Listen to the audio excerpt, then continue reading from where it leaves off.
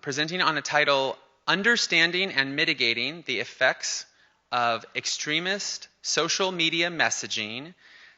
Please join me in welcoming from the Department of Psychology, competitor number 5, Boira Lopez.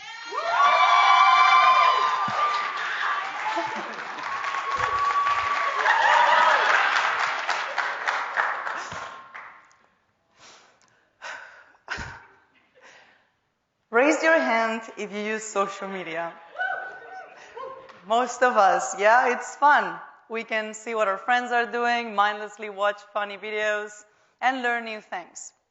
I'd say most of us probably use social media for good.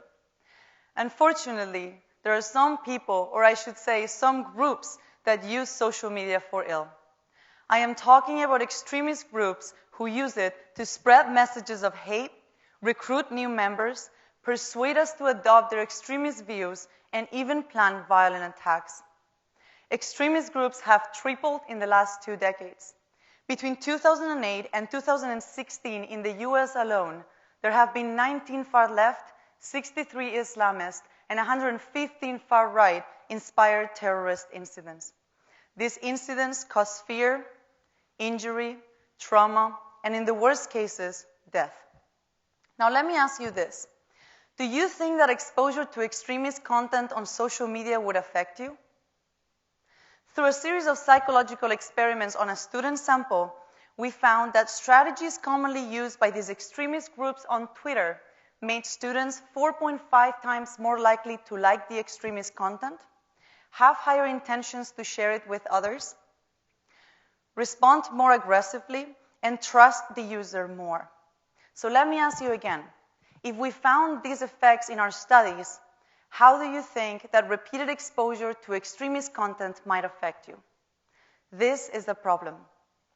We're currently working on finding ways to mitigate these effects and reduce the spread of extremism in social media. So far, we have found a couple effective counter-messaging strategies. One, bringing up a variety of topics rather than focusing on one. For example, if an extremist group is talking about gun rights, broaden the discussions by bringing up death penalty, abortion, voter ID requirements.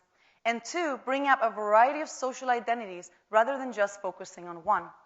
So when one of these extremist groups is trying to emphasize this us versus them mentality, broaden the perspectives by bringing up other group memberships.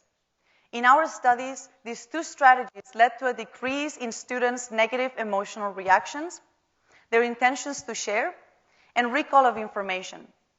These findings can inform individual, organizational, and political responses to extremism on social media. We see in the news that there are instances where extremist posts and online threats lead to offline violence. We are hoping that our joint efforts to reduce extremism online can help deter violence out in the world. Thank you so much.